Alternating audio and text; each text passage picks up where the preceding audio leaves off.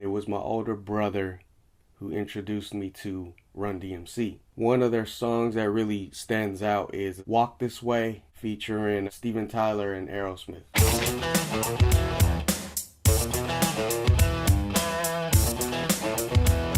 The minute I heard it, basically fell in love. I know it's cliche. You would think that after listening to that, that's when I started becoming a rapper and whatnot, but that's not what happened. So within that same, I think it was the same year, we also were introduced to that movie Breakin.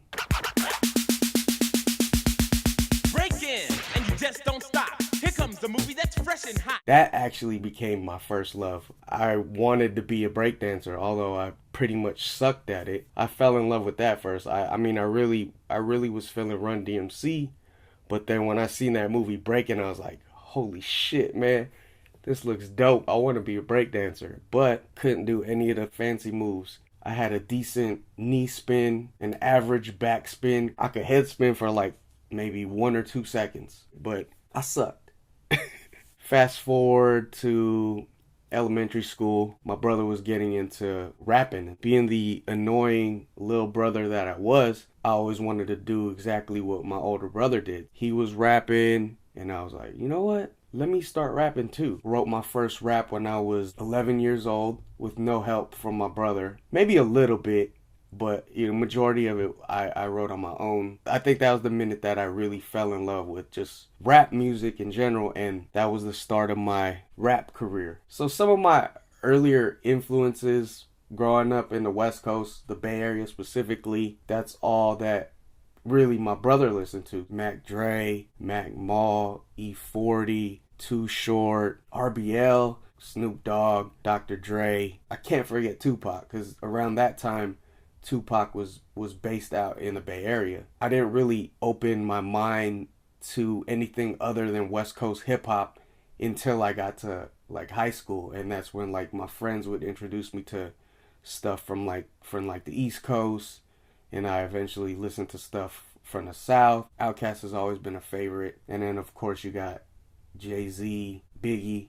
The funny thing is, I didn't really start listening to Biggie or Jay-Z until Tupac and Biggie died, which was so weird because, that whole fucking East Coast, West Coast beef. Like, I don't know why I took it to heart. Like, I was like a part of that whole shit, but I was biased. It's like, nah, I'm not fucking with anything from the East Coast. I'm all about the West Coast because I was a big Pac fan and still am. Anyway, after both Biggie and Pac died, kind of opened up my ears to everything. So yeah, I started listening to Jay-Z, Biggie, Fabulous. There's a bunch. Like, I know I'm gonna miss a whole lot, but that Eminem. Yeah, Eminem was another big one. You know what? Let's rewind. So started rapping when I was 11. My influences, aside from my older brother, was also my older cousin Nate. And eventually, 4 of us formed a group.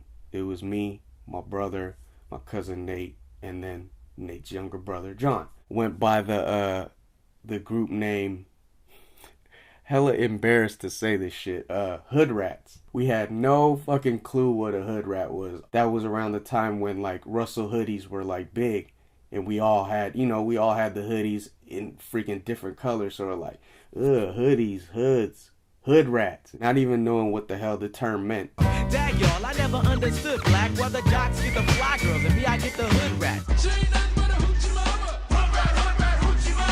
But anyway, that name did not last.